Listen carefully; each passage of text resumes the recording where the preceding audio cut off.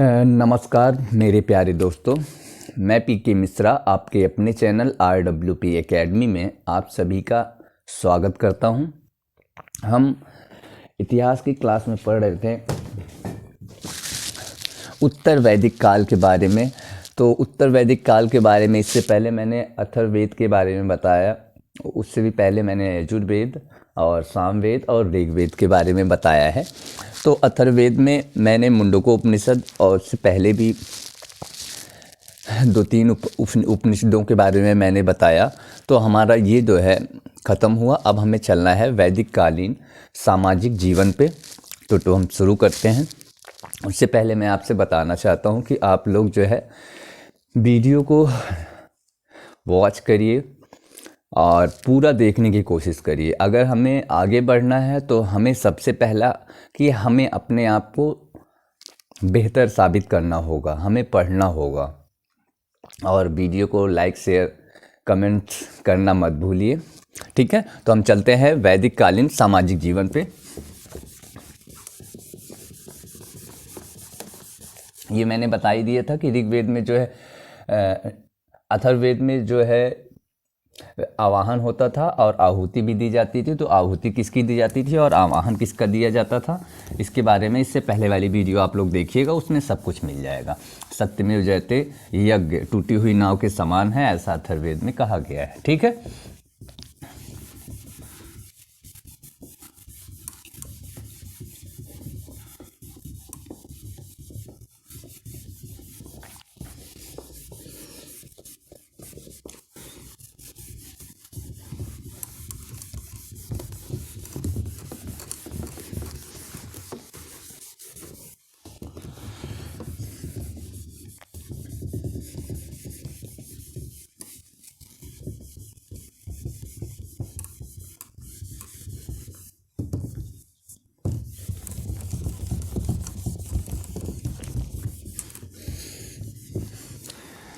एक दिन छोड़ दिया जाता है तो ये जल्दी मिटता भी नहीं है। तो अब अगली बार से पूरा मिटा दिया जाएगा उसी दिन ही, ठीक है। तो हमें पढ़ना है वैदिक कालीन सामाजिक जीवन। तो वैदिक कालीन जो सामाजिक जीवन था वो कैसा था, ठीक है। तो वैदिक कालीन सामाजिक जीवन दो तरह का था। एक उत्तर वैदिक, पहले ऋग वैदिक कर लेते हैं। ऋग वैदिक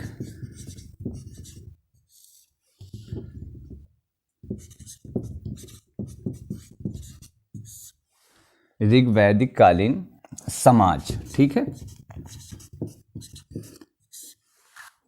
और दूसरा हमारा होगा उत्तर वैदिक कालीन समाज, ठीक है।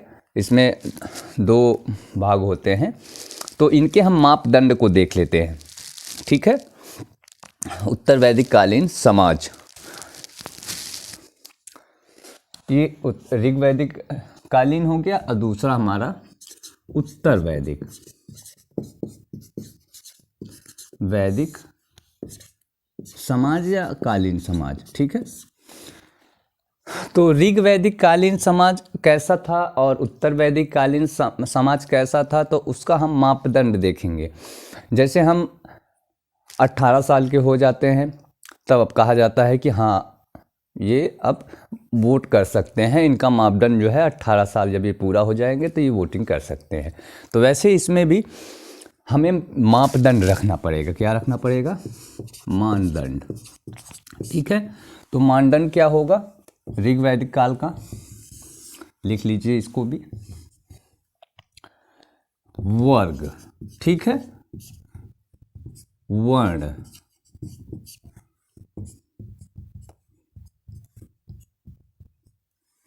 दास,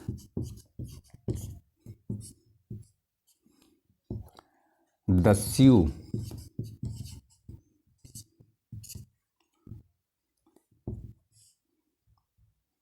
महिलाओं की स्थिति,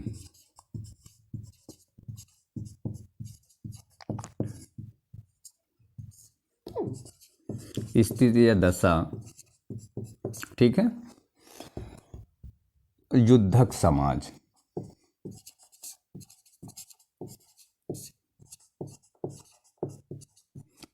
युद्धक समाज इत्यादि। ठीक है। ऋग वैदिक जो समाज था उसका हम मापदंड जब करेंगे कि उनको हम कैसे पढ़ना है हमें, उसका हम ये देखेंगे। तो वर्ग में, वर्ण में दास दस्यु महिलाओं के स्थिति, युद्धक समाज इत्यादि के बारे में हमें जानना होता है। अगर किसी समाज के बारे में हमें जानना है तो ये चीज़ें हमें जाननी ज़रूरी होती हैं कि समाज वर्ग में बटा हुआ था कि वर्ण में बटा हुआ था, महिलाओं की दशा कैसी थी, कौन सी प्रथा चल रही थी, दास प्रथा चल रही थी कि नहीं चल रही थी। दस्यु मीन्स होता है डकैतों को, लुटेरों को दस्यु कहा जाता था। महिलाओं की स्थिति कैसी थी और समाज जो है युद्धक था। ठीक है। ये कौन सा समाज है? वैदिक कालीन जो समाज था वो कैसा था? यह वैदिक काल जो पूरा का पूरा वैदिक काल ही क्या था? मैंने पहले शुरुआती दौर में बताया था कि वो कृषि करते थे और लूट करते थे। जब कोई लुटेरा जाएगा तो लुटेरों का काम मतलब होता है कि वो जो है लूट करेंगे, तो स्वाभाविक है कि कोई उन्हें रोकने आएगा तो उनसे वो मार भी करेंगे। ठीक है, युद्ध भी करेंगे। तो हम वर्ग से चलते हैं। ठीक है, हेडिंग डालिएगा ऋग वैदिक कालीन समाज में, और ये डाल के इनका मापदंड क्या है उस आधार पे जो है ये शुरू करिएगा। चलिए शुरू करते हैं। नंबर 1 डालिएगा, वर्ग व्यवस्था नहीं थी। नंबर डालते लिखते चलिएगा। नंबर 1,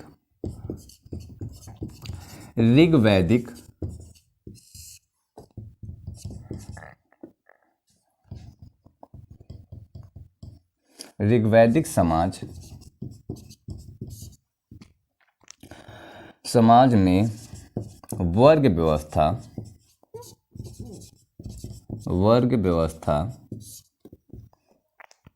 नहीं थी।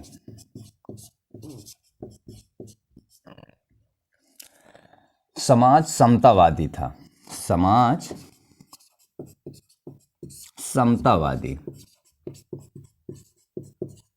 समतावादी मतलब सभी लोग समान थे, समतावादी था। नंबर 2, ऋग वैदिक काल के अंत में, ऋग वैदिक काल के अंत तक वर्ण व्यवस्था आई कर्म के आधार पर। समझ में आ रही है बातें कि ऋग वैदिक काल में जो वर्ण व्यवस्था थे, 4 वर्ण थे, ब्राह्मण, क्षत्रिय, वैश्य, शूद्र। ठीक है, इसका वर्णन किया गया है ऋग्वेद में, तो मैंने बताया भी था। तो ऋग वैदिक काल के अंत में वर्ण व्यवस्था आई। इस काल के जब अंतिम समय आया तो वहाँ पे वर्ण व्यवस्था आई, लेकिन किस आधार पे? कर्म के आधार पे, लोगों के काम करने के आधार पे जो है वर्ण व्यवस्था आई। नंबर 3 डालिए, नहीं तो नोट भी करके लिख सकते हैं।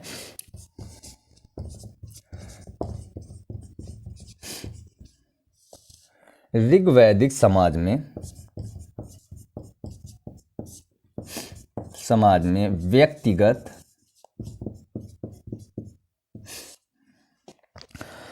संपत्ति की व्यवस्था नहीं थी, की अवधारणा नहीं थी।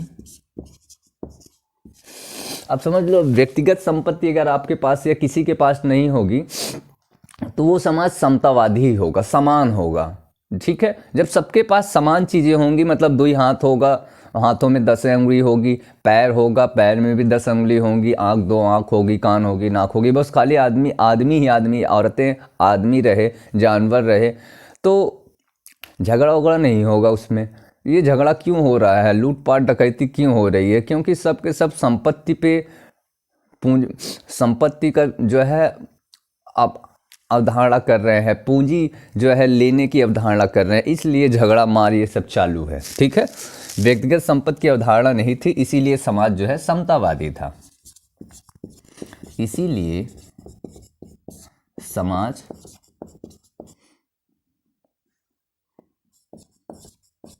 समतावादी था। ठीक है,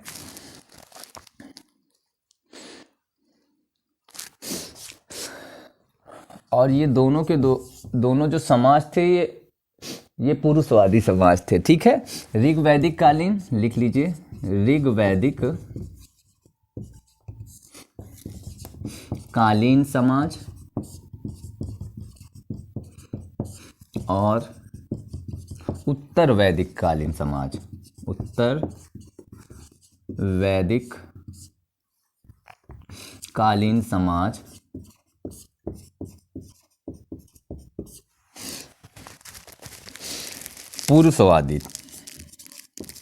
पुरुषवादी था। ठीक है, मतलब इसमें पुरुष जो है, पुरुष की मान्यता थी, पुरुष की सब बातें मानते थे। ठीक है, जैसे मैंने इससे पहले वाले में बताया था कि मातृसत्तात्मक थी। ठीक है, इससे पहले जो हमने चैप्टर पढ़ा था उसमें बताया था, ये वैदिक कालीन में नहीं बताया था, वो हड़प्पा में बताया था। ठीक है, हड़प्पा सभ्यता में बताया था कि वो मातृसत्तात्मक थी, माताओं, क्योंकि वहाँ पे बहुत सारे चित्र मिले हैं, तो इस वजह से। ठीक है, तो 4 हो गया, 5वां भी लिख लीजिए, उत्तर वैदिक। एक चीज़ इसी में और लिखवा देते हैं कि आगे लिखवाएं नहीं।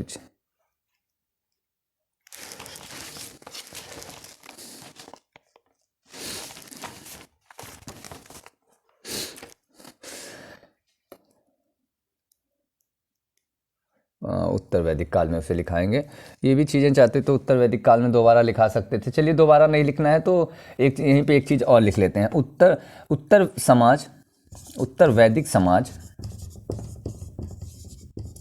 उत्तर वैदिक समाज में वर्ग और वर्ण, वर्ग जानते हो ना,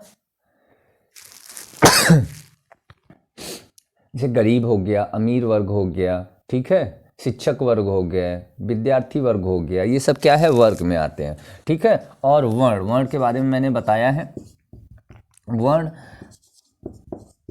दोनों व्यवस्थाएं थी।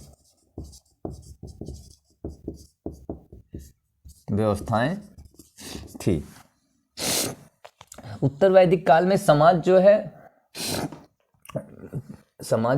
मैंने बताया है पुरुषवादी था।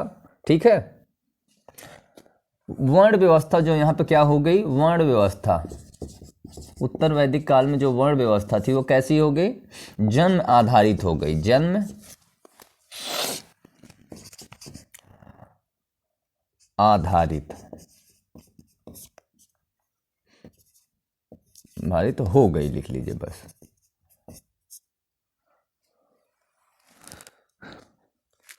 और वर्ग व्यवस्था इसलिए हो गई कि समाज जो है पूंजीवादी हो गया। ठीक है, वर्ण व्यवस्था जन्म आधारित हो गई और वर्ग व्यवस्था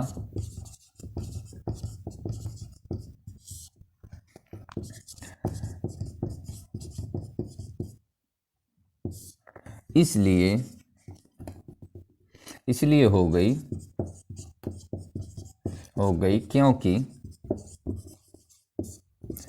क्योंकि समाज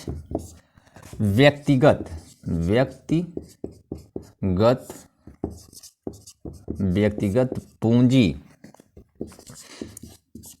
की शुरुआत हुई। अब ये जब पूंजी वाली बात आ जाएगी तब समझ लो एक तो गरीब वर्ग हो जाएगा, फिर एक अमीर वर्ग हो जाएगा, तब जो है वर्ग में बट जाएगा।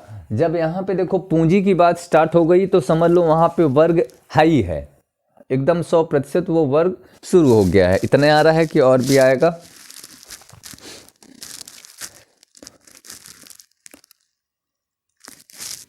अभी आ जाएगा, एक और लिख लीजिएगा, जाति। अच्छा, मैंने यहाँ पे एक नहीं लिखा, वर्ण के बाद यहाँ पे जाति भी लिख लीजिएगा, जाति। ठीक है, जाति भी कर लीजिए। जाति व्यवस्था, जाति व्यवस्था नहीं थी, 6 नंबर में डालिएगा। जाति व्यवस्था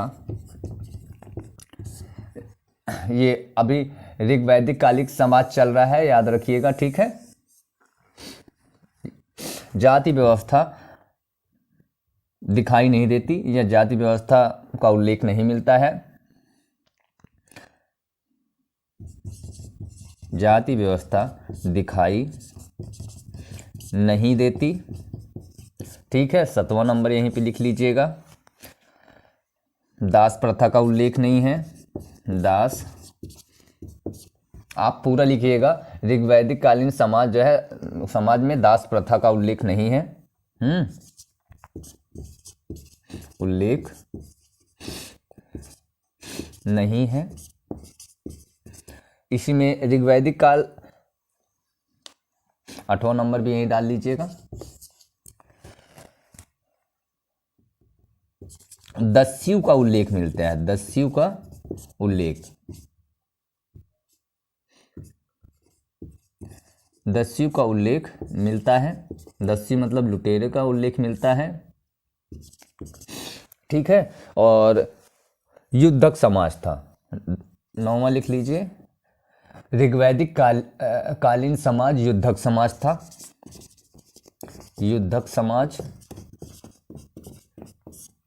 था। ठीक है, यहाँ पे लिख लीजिएगा, उत्तर वैदिक कालीन समाज में दास प्रथा का उल्लेख नहीं मिलता है। फिर लिखिएगा इसमें ऋग्वैदिक कालीन समाज जो है दस्युओं का उल्लेख मिलता है। ऋग्वैदिक कालीन समाज में दस्युओं का उल्लेख मिलता है, मतलब डकैतों का उल्लेख मिलता है। दस्यु मतलब डकैत होते थे। और ऋग्वैदिक कालीन समाज युद्धक समाज था। ये हो गया। अब इसके बाद दस्यु तक हो गया है। अब महिलाओं की स्थिति इसके बाद लिखा जाएगा। देखो, वर्ग व्यवस्था का उल्लेख नहीं मिलता है, वर्ण व्यवस्था का उल्लेख मिलता है ऋग्वैदिक काल के अंत तक। ठीक है, दास प्रथा का उल्लेख नहीं है, जाति प्रथा का भी उल्लेख नहीं है। दस्यु का उल्लेख मिलता है। दस्यु मतलब डकैतियों का, वो लुटेरे थे तो उन्हें दस्यु कहा जाता था। महिलाओं की स्थिति, अब इसके बाद महिलाओं की स्थिति में चलना है। ठीक है,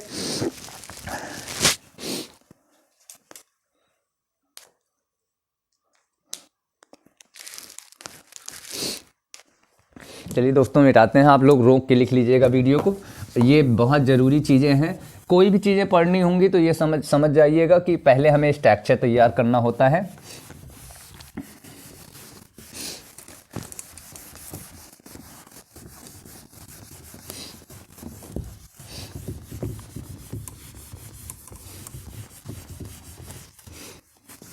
हर चीज़ जो है मानदंड के हिसाब से आप करेंगे तो एकदम बेहतर तरीके से आप उसे कर सकते हैं। ठीक है, ऋग्वैदिक कालीन महिलाओं की स्थिति। ऋग्वैदिक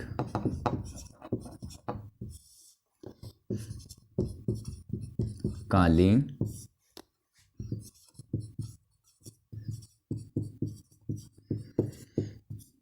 महिलाओं की दशा या स्थिति।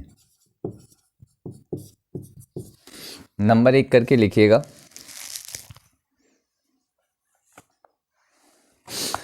महिलाओं की स्थिति जो है, ऋग्वैदिक कालीन महिलाओं की स्थिति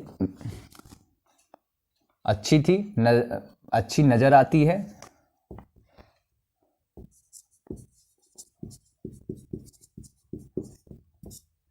महिलाओं की दशा सामान्यतः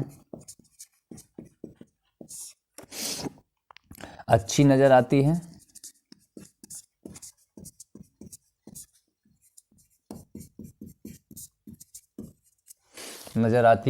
नंबर 1 करके लिखिएगा आपसे। नंबर 1, पर्दा प्रथा पर्दा प्रथा, पुनर्विवाह नहीं, बाल विवाह, बाल विवाह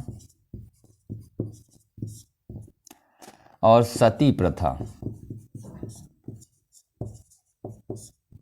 का प्रचलन नहीं था, का प्रचलन नहीं था या प्रचलित नहीं थी। दूसरा, विधवा पुनर्विवाह, विधवा पुनर्विवाह या नियोग प्रथा प्रचलित थी, नियोग प्रथा प्रचलित थी। अब जान लेते हैं विधवा पुनर्विवाह। विधवा का मतलब जिनके पति जो है गुजर जाए या मर जाए, ठीक है, या फिर नपुंसक हो जाए उनके पति, तो वो क्या, औरतें क्या है, दूसरा विवाह कर सकती थी, उसे ही विधवा पुनर्विवाह कहते थे। और वो अपने परिवार में ही करें। परिवार का मतलब कि जैसे अपने उनके जो पति जो है गुजर गए हैं तो अपने देवर से कर सकती हैं, ठीक है। अगर उनके परिवार में नहीं है तो उनके कुल में खोजा जाता था, कुल बड़ा होता है, ठीक है। और नियोग प्रथा, नियोग प्रथा मतलब जैसे आपने किसी के साथ शारीरिक संबंध बनाया और उसके बाद वो लड़का या लड़की जो भी पैदा हुआ, उसे, जो लड़का लड़की पैदा होते थे उसे ही धर्मज कहा जाता था, ठीक है, कि वो लड़का जो है समाज में उसको पिता का नाम मिल सके, ठीक है। तो आज भी नियोग प्रथा चली आ रही है।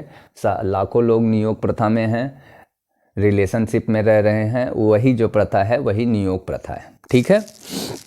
लेकिन सही नहीं है, सब नाक कटवाए जा रहे हैं, हमारी संस्कृति को भूलते जा रहे हैं। लेकिन ये बहुत पुराना है नियोग प्रथा, ठीक है। स्त्रियों का यज्ञोपवीत मतलब जनेऊ संस्कार होता था, ठीक है, लिख लीजिए इसे भी।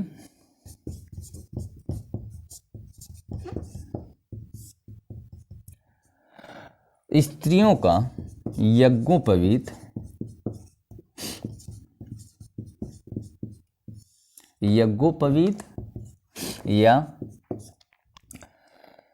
या जनेऊ संस्कार, जनेऊ संस्कार होता था।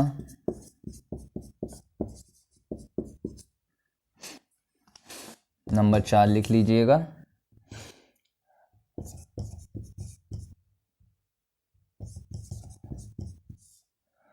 सीमित स्तर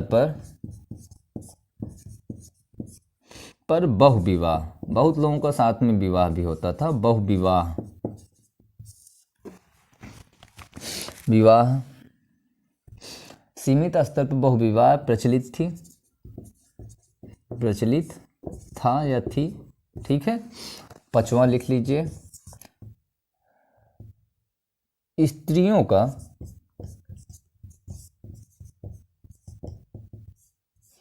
स्त्रियों को शिक्षा प्राप्त करने का अधिकार था, शिक्षा प्राप्त करने का अधिकार था, ठीक है।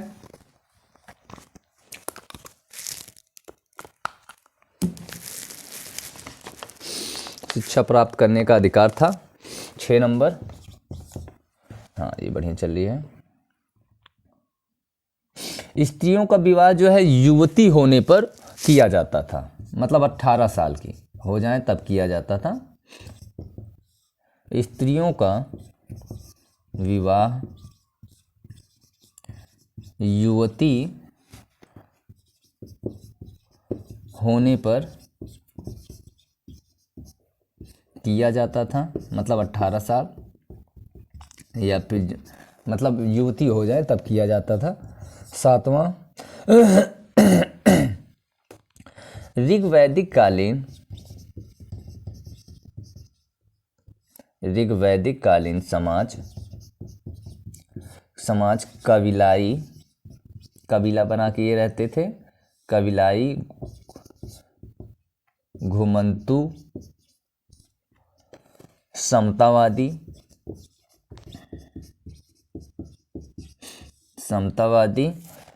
पितृ प्रधान समाज था। इतना आ रहा है कि और भी आ जाएगा, नीचे अभी आ जाएगा।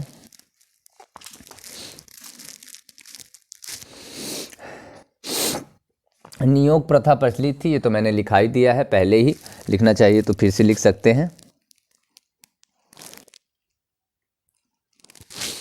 यही जो नियोग प्रथा है, यही जो है प्रेम विवाह जो हो रहा है आजकल की डेट में, ये प्रेम विवाह है। एक लड़का एक लड़की, अब आपका क्या है, अब तो लड़का लड़की भी संबंध बना सकते हैं, लड़का लड़का भी बना सकते हैं और लड़की लड़की भी बना सकते हैं, ठीक है।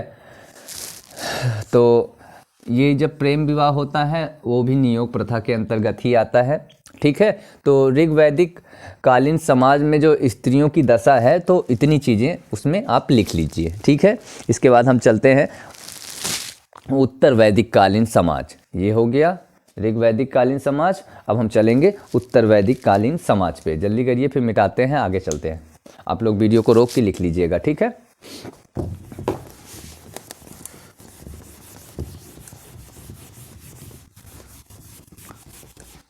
यही मापदंड उसमें भी रहेगा, ठीक है। जो मापदंड मैंने बनाया था अभी ऋग वैदिक में, उसी तरह उत्तर वैदिक में भी आप एक मानदंड बना लीजिए, जिस पे हम अभी चलते हैं।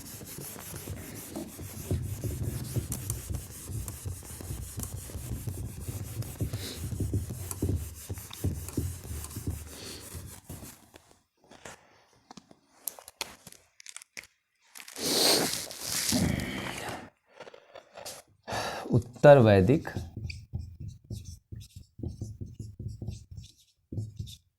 वैदिक कालीन समाज,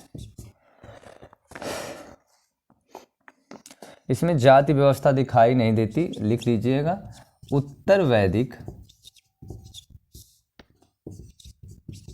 कालीन समाज में जाति व्यवस्था दिखाई नहीं देती,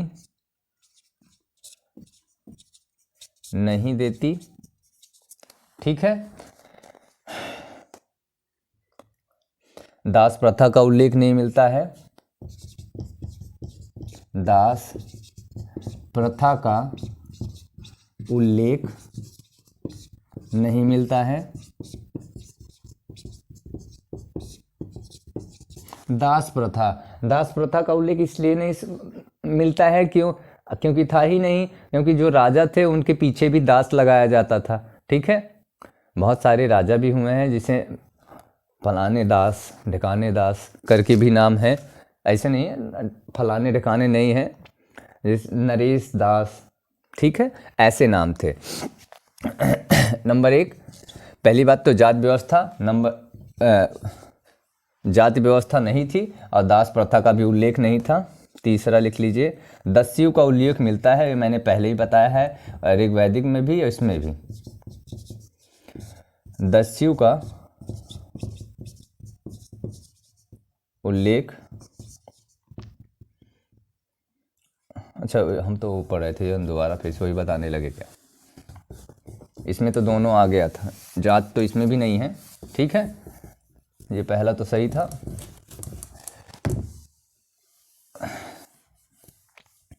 आखिरी समय में ऋग वैदिक में वर्ग आया था, ठीक है, तभी वर्ग की बात चर्चा नहीं हो रही है।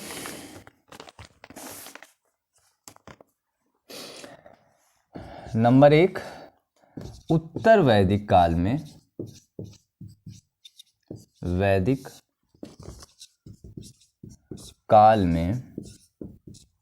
वर्ग व्यवस्था थी। क्यों थी? क्योंकि वो पूंजीवादी हो गए थे, इसलिए थी, ठीक है। नंबर 2,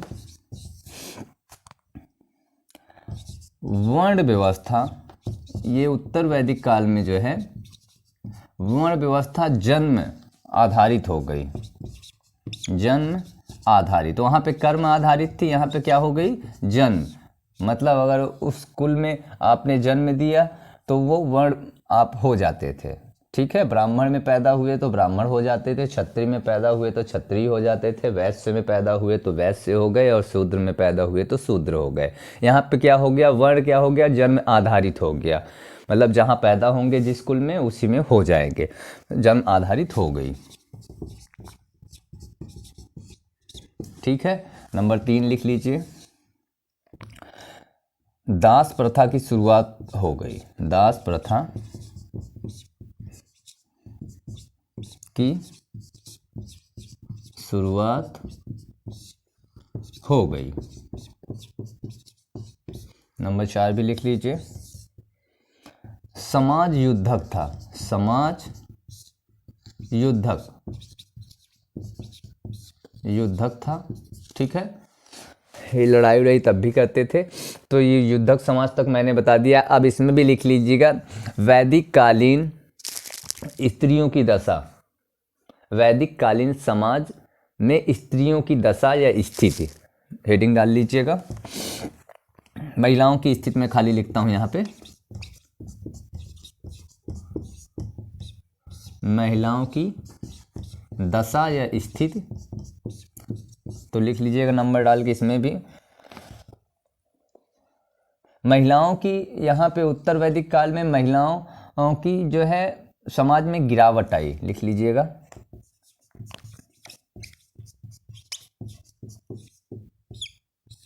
महिलाओं की दशा में गिरावट आई, दशा में गिरावट आई, लेकिन महिलाओं की स्थिति संतोषजनक थी,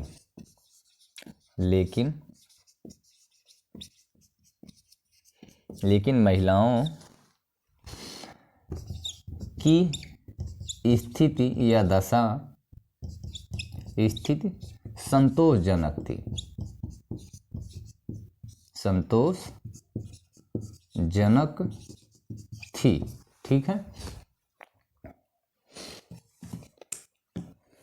संतोषजनक थी। दूसरा लिख लीजिएगा, बाल विवाह,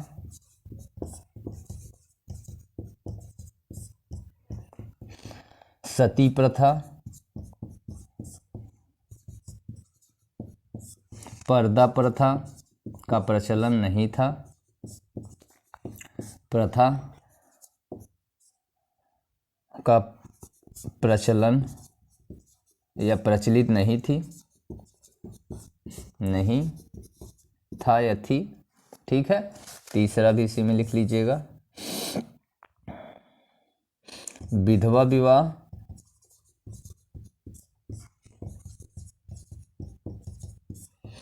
और नियोग प्रथा, और नियोग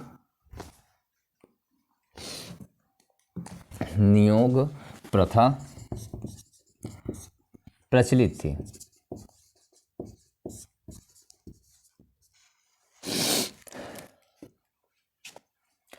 लेकिन यहाँ पे क्या हुआ है, उत्तर वैदिक काल में जनेऊ प्रथा जो है बंद हो गई, जनेऊ संस्कार जो है बंद हो गए, ठीक है। किंतु लिख लीजिए इसी में, किंतु यज्ञोपवीत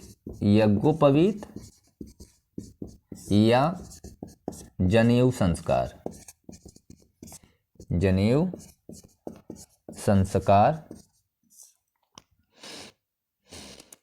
बंद हो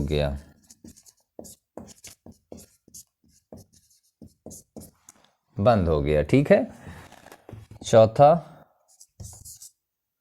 उत्तर वैदिक काल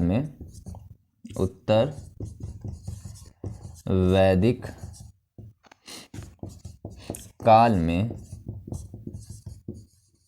महिलाओं की शिक्षा जारी थी, लिख लीजिएगा, नोट में लिख लीजिएगा, बहुत इम्पॉर्टेंट है, नोट करके यहाँ पे 5वां नंबर, ठीक है। अपाला, अपाला, घोषा, ये महिलाएं हैं जो विदुषी हैं, घोषा हो गई।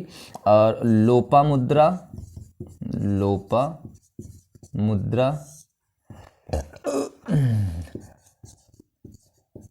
विषवारा, सिक्ता,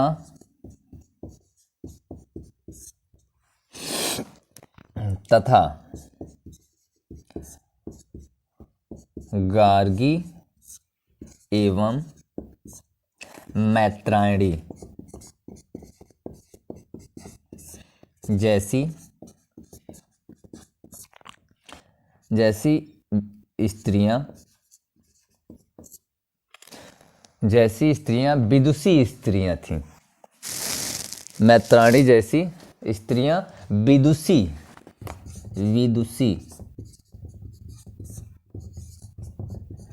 स्त्रियां थी, ठीक है। विदुषी मतलब विद्वान स्त्रियां थी, ठीक है।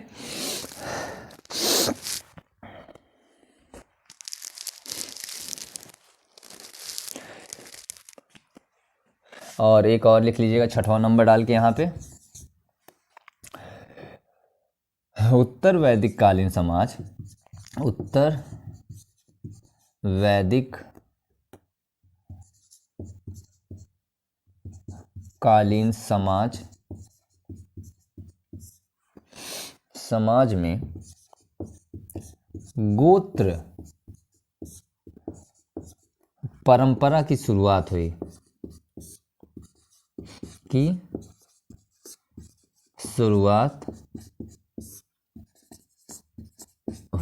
ठीक है। तो मेरे प्यारे दोस्तों, एक बार आप लोग देख लीजिए, रोक के आप लोग लिख भी लीजिएगा। तो मेरे प्यारे दोस्तों, आज के लिए इतना ही। कल हम पढ़ते हैं अर्थव्यवस्था, वैदिक कालीन अर्थव्यवस्था की शुरुआत करते हैं, ठीक है। तो उत्तर वैदिक कालीन में जितना बताना था या जितना था वो मैंने आपको बता दिया है। अब कल वाली वीडियो में जो है हम अर्थव्यवस्था, उत्तर वैदिक कालीन अर्थव्यवस्था के बारे में जानेंगे और पढ़ेंगे, जानेंगे, समझेंगे, ठीक है। हर चीज़ की जाएगी। तो आज के लिए धन्यवाद। कल फिर मिलते हैं इसी समय। नमस्कार।